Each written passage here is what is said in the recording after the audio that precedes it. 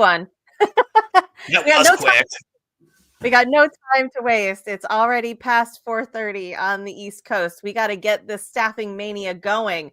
We're not going to be like the Tyson Paul fight and have a lot of buffering and delays, right? We're ready to get at it this week. You know what? We have only had 2 buffering things. Seriously, we're actually doing better than Netflix right now. You know that? Maybe they should reach out to us. We can have the next fight with them. We'll do it. We'll host a fight. And you know what? By the way, these fans behind me were at the fight. They're still waiting for the fight. They said, what was that? That pre-fight, the cat fight? I mean, real quick, I got to tell you, did you see the fight? We got to talk about that.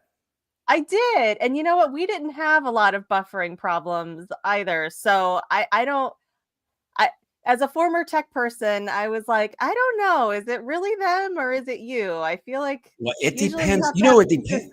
It depends on what location. I was at a sports bar, a high-end one down here in Morgantown, and it was buffering. I went to Permane Brothers right across the street, and they went straight direct, crystal clear, and like you have to pay that extra money. See what I mean? So yeah, because we only had it a couple times. We just hit the back button and went right back in, and it was fine. But apparently, plenty of other people did not have that experience. Well, you know what? It wasn't the greatest fight ever, but here we go. I'm going to say this now: girl power. They stole the show. The 2 girl fights. Crushed it. Sorry, guys. That was boring. That was really boring. I'll be honest with you. I think I can get in a ring with Mike Tyson right now for about a couple minutes, you know? I'll do it for a couple million. If you want me to, I'll do it. All he's doing is like this. I could run around there, right, Amy? Yeah. That's all it takes. Yeah, but you know what? He did it. And I know that there's mixed feelings on how it went down, but I gotta respect Jake Paul for recognizing it and saying, okay, we're gonna have a sparring match here. I still want to respect the master and not take him down. Exactly. Just to look good. You know what? I got to say this at the end. Mature people out there like myself, you know what? Give him props, man. You're mature? Mike Tyson, he's almost 60 years old. Yeah, mature. Only an age, right? But no, all joking aside, seriously, you got to give him props. I mean, anybody that age usually can't even get in a ring, and he jumped in there and did it, made his $20K, and he joked about it. That's all his money now. He said nobody steals his money. It's all his. He's like, yes. Well, and I will say one more point on that boxing thing, and then we'll get to what we're here to talk about in this ring today on Staffing Mania. But I will say that even though his feet were slow, I think that was the thing that was the biggest hurdle for him. His hand movement was still really exceptional. I just remember I was sitting there with Rob and was like, whew, that man can move, especially with the hands, with the jabs. He was on fire with responding and also with throwing punches. It was fast. So kudos. I'm just going to say this at the end. Don't step on his toe because he will slap you. That was the hardest punch ever. The pre-one before he slapped him. Did you see that? Yeah. Don't step on his toe because he's going to slap you. There you go. So if you see him in Vegas, remember, stay away from Tyson. Do not come close. All right, Amy, let's jump into it. Yeah, so I reached out to you because I had read this article actually just this morning. It came through on the ASA Daily News that they send out, the American Staffing Network. And it was a big headline that said that the American workforce burnout tipping point is met. And, you know, they said that according to an AFLAC report that they did, that there's a huge percentage, a huge number. It was like 66% or more people have reported to experiencing burnout in some way, shape, or form. It's kind of hit this tipping point. And it speaks a lot to my heart because I've been there. And I think all of us have been there, but it's something that I just wanted to talk about today because I think that there's both some myths as well as some realities when it comes to burnout. And I just wanted to take a few minutes to chat about it with you and also get your perspective because you're having conversations with people every day, people who are coming to you for work. And I'm sure some of the reasons why they have left their former job is because of they were experiencing some of these, I'll say, struggles with the work that they were doing.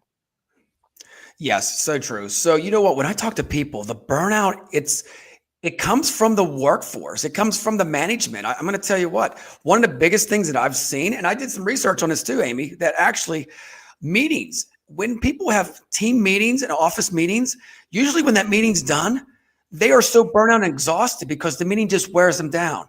Do you have to have a 30-minute meeting every week? Can't you have it? Do you have to have it on Zoom? Can it just be on a phone call, instead? I mean, that's the big thing. I think now people are overworked. And in companies, I got to tell you straight up, this is not like back in the day with my grandfather and all them where you just work, work, work. This is like, there's a work-life balance. We got a lot going on in the economy. We got a lot going on in the world. I mean, so I think people are over, they're exhausted because they go to work all day. They don't get appreciated at work, Amy. Do you ever see people? I mean, there's some companies out there that give awards out, but there's so many that says, great job, keep working, productivity. That's all they keep saying, productivity. Well, we are humans. We're not robotic. We run out of time and we run out of, energy. So how do you regroup that? That's where we come in as myself and yourself as being like a job agent, as, listening to them, understanding them, talking to them, and guiding them. I think the biggest thing is on work burnout, and then you can jump in, is somebody needs somebody to talk to all the time. Because when they go home, they can't talk to their other half because they're probably saying, oh my goodness. So they need that person like us to be there for them. Mm-hmm. Yeah, I think there's a couple things going on here, and I'm probably going to look at it through a slightly different lens. I think everything that you're saying is true, but I think it's still the surface level manifestation of some deeper problems, some deeper struggles that are happening. So first off, yes, heavy workload is definitely a big contributor. In fact, in the study, it said, I think I'm going to look at the number here. It said that was cited as one of the top reasons. It was over 30% of the reason for experiencing burnout was heavy workload, followed immediately by long work hours. Now, those are true. Time is the only thing that we are equal to as human beings. We cannot buy more time. We cannot multiply ourselves and our capabilities. We all have 24 hours in any given day to get what we need to get done. Now, that is a fact. However, I will also say that in addition to organizations often overworking the individuals that they have, maybe not fully recognizing the amount of work that they are putting in, which I will say, if you actually take the time to evaluate and document your processes, which is something that I talk about a lot, we do a lot of that on the Painted Porch. Take the time to really understand what people are doing day in and day out and document those processes. That's often where you can start to see those creeps, those areas why people are working such long hours and have such heavy workloads. Case in point, this week, I was on a call with a client and talking with their billing department, and the woman who's in charge of their billing said she pretty much guaranteed is working 7 days a week, 10 to 12 hours a day just to get their billing right and out the door. That's a problem. And that is not simply, and that's burnout to the extreme, right? That woman is not going to last if she has to keep operating in that way. So as employer, there is an obligation that each of you have to take. It is your, I'll say it's your duty, but your duty as a compassionate human being, that I would appeal to you to not treat these people like robots, like commodities, like rechargeable things that you can just plug in the wall and get more out of. We need to actually be more thoughtful and intentional about understanding what people are doing, how much of it they're doing, and then through that, try to start to identify ways that we can maybe be a little bit smarter with the work that they are doing. But along with that, I'll say, so that's part one. Yes, there is an obligation. There is a duty to recognize when people are just wearing themselves ragged. But along with that, one of the really interesting things that has come up is about how much work you do. And it's actually more about the type of work that you're doing. If you are regularly and repeatedly doing work that is not aligned with your working genius or with your superpowers, your strengths, whichever, personality assessment or work style assessment you subscribe to, if you are doing work that is not aligned with that, that is going to intensify your feelings of burnout, whether they are quantified or not in the number of hours on a time card that are being presented. I love what you said there. And that is so true. You know, you got to like what you do. They always say that. I think something else I want to add on to this is trust. How many employees don't trust the person they work for or the company at all? And that's a burnout too. You got to have trust and you got to buy in. 100%. I agree totally what you said there, you know. And the thing is, so many people are on survival mode now, Amy. They can't quit that job they don't like. They're burnout, but they're like, if I quit this, am I going to find another job? That's where the staffing industry comes in. And I'm going to give us a plug. This is where they can come in and be proactive. Keep that job, have the struggles, but reach out to Amy the Shark or anybody else in the industry and start being proactive on your search. But when you have a recruiter, I think the biggest thing is, though, for the burnout is in our industry, we have to stop just being a recruiter. We have to be, I call it a social worker. We got to be there and care about them. We got to see what they want. Just don't jam them in a position, because our industry could be one of them that's causing some of this burnout because we're just throwing somebody in there to get the commission. And we got to stop that.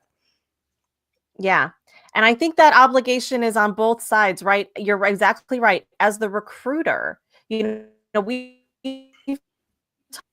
talked a lot about the types of conversations that you have with your candidates and going a little bit deeper and understanding who they are as an individual, what they value most, what's most important to them, what fills them up, not just the work that they've done to date and the things that are on their resume, because there's a reason why they left that job or that job left them, right? Whatever the reason is, there's a reason why that job is in their past. If that job in their past was a job that made them feel underappreciated, burned out, overworked, unfulfilled, why on earth would you want to encourage them to take on another job that is almost the exact replica of that? So I encourage, as recruiters, have a deeper conversation. I always like to say, when I talk with somebody, I'm like, your resume is your past. That's what you've done. Now let's talk about what you want. That's what right. fills you up, what brings you joy. And recognizing that at the end of the day, work is still work. But if we can find ways to align that work, to things that energize us, that fill us up, that make us feel purposeful and appreciated and valued, then the burnout is actually going to decrease, even if we end up working 10, 12 hours a day, because it's work that we love. It's work that gives us joy and meaning and purpose. And so I would say, from the recruiter side, that's your obligation. But on the candidate side, it's also yours too. And we can so quickly fall into desperation and say, I'll take anything. But if anything is going to lead you to misery and to illness, you know, I mean, burnout is, according to the World Health Organization, it is actually now an epidemic. It's an illness. It's a disease. Oh, big time. They've classified it. They've classified yeah, there's medication for this. I mean, there's medication. This is part of mental health. Well, of course. Seriously, it is. I mean, of course, there's medication for it. We'll just give them a pill, and then hopefully they feel better. Well, that's not the way. Well, that's the American way. Can we say that? It's the American way. You go to other countries, not like that. So we're going to try to prevent that today, y'all. You know, preventative medicine is what we're about, Amy, today. Yeah. So, I mean, and burnout, I would say, from an organizational perspective, you can put your head in the sand. You can be an ostrich and look the other way, or just say, well, you know what? That's just the nature of the biz, right? It's okay for recruiters to basically perpetually be on call 24 hours a day and checking their email at 9:00 at night and always being available for their candidates. You could say, well, that's just the nature of recruiting. And I would say, bullshit. That is not the nature of recruiting. That is the culture. That's the culture that you've developed. And if you want to put your head in the sand and avoid it, great. But recognize that over time, you are diminishing the capabilities, the capacity, and the caring of your recruiters, of your account managers, and anybody else in that organization who ultimately is a revenue contributor. It's going to hurt your organization over the long run. In fact, they say, I think the running numbers now is that burnout globally costs companies over $3 trillion with a T, $3 trillion a year. That's a lot of money you are flushing down the toilet by sticking your head in the sand. So I encourage you. I encourage you, the first thing that you can do, as an individual, get real with yourself. Recognize what you need, what fills you up and what drains you, and see if there's ways that you can find to connect with something greater, a greater purpose or meaning or drive in what you're doing. But on the organization side, stop burning money. Stop burning money by burning out your people. If you want to save money, invest in understanding what your business does, how it operates, and start to spot those opportunities that you can optimize what it is they're doing. So that way everybody is working better. And guess what? You're going to make more money in the end too. You are. Sorry, you my are. Rant. That's my rant. No, I love that. You rocked it out. Seriously. So I want to elaborate on this because I am pumped now. Amy, I was being quiet there too. 2 minutes of me being quiet. That's a record, isn't it? So here it is. So the companies, I'm going to call the companies out again because they think everybody's replaceable, but you're not. This stuff is saying everybody can be replaced. I'm going to tell you what, you got so many good employees out there, and it could be the 1 year to the 20 year that you just throw to the wolves and you say, well, thank you for today. And yesterday doesn't matter. That's what it's about. And we see it in our turnover. I'm not going to mention companies, but we see how there's big layoffs. And guess what? These are people who's been there and they said, we don't want you back or nothing. And sometimes they built the foundation in this company. They were there day one. And this is where that trust comes in, Amy. You know that. Basically when you trust, and I'm going to tell you straight up, I've trusted 2 companies and they burnt the shit out of me. Can I say that?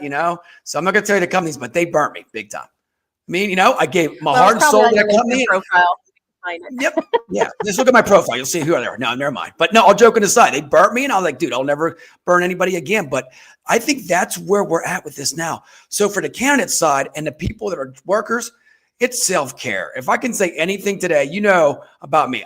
I love everybody. And I keep saying this, you got to take care of yourself first. If that's going to the gym, if that's, taking care of your family first, you got to think of one person first, me, myself, and I, but not be greedy about it. Take care of yourself first so you can be productive for everybody else. And I think that's the thing, Amy. A lot of people, they don't take care of themselves and they just sink down a rabbit hole, like you said, and it just keeps getting worse and worse. And guess what? That just carries into their personal life too. You know that. You know how many people are stressed out at work and they get divorces because of the workforce, what they did? It's amazing. Yeah. You're going a little bit in and out here. I don't know what's going on here. We got a little storm going on here. Who knows what? Can you still hear me?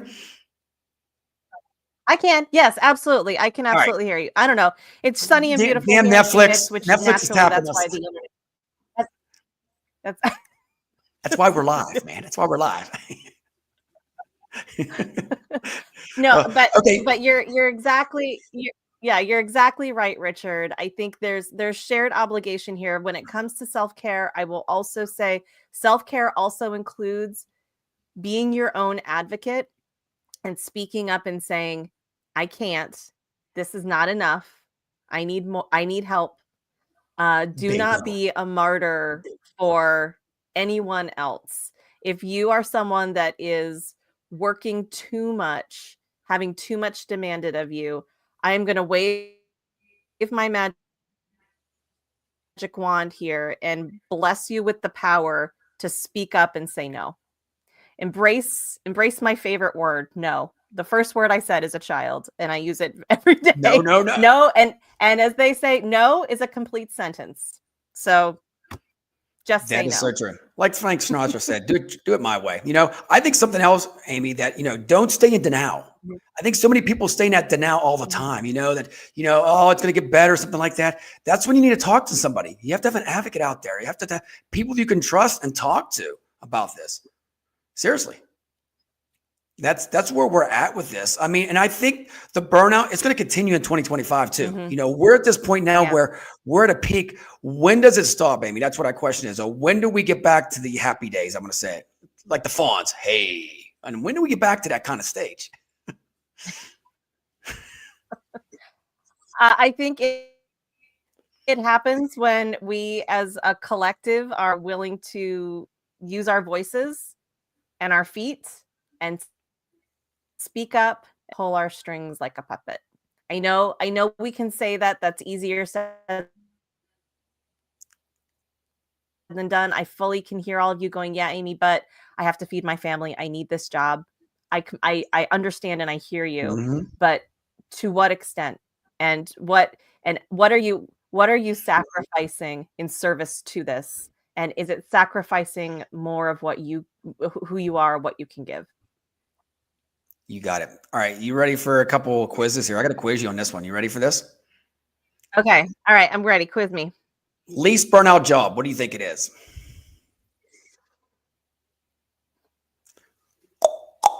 I was going to say like a florist, maybe. No, not a florist.